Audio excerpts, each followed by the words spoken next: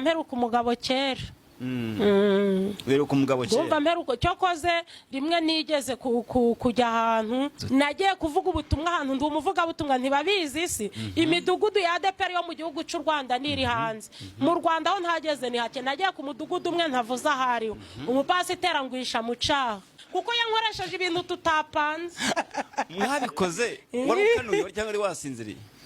Narindi maso nyine urabyumva narabyumvishe ko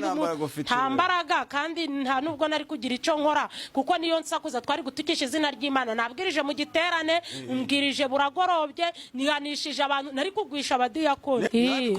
ku rusengero nyine angije murabikora murabikora biraryoshye kutekubana ndi guseka ngo munyiti ngozi yantera inda none se urumva Yesu yari kungoza isoni hari uruhare nabigizemo se uragira ngo nari kubwira abantu ngo ni pasiteri yego Yesu bari kunga kumaraya wowe nubundi nibyo byawe nahanyereye ndihumba ntibajya babimbwira si ngo akabayicwende ntikoga ngo niyo koze nigashira umuntu ntazagira unkura mu mavuta yararyamye nyine akora ibyo akora aragenda ajya mu gitanda cye none se nabyemeye ari uko mbishaka nabikubajije ngiye ko nagiye kuvuga ubutumwa nagiye gusambana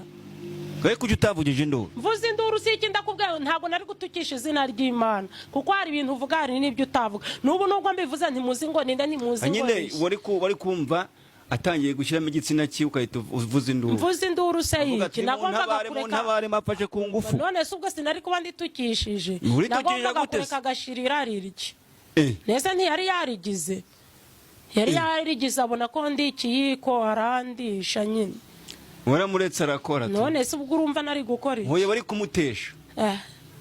ukamuvanishamo natwe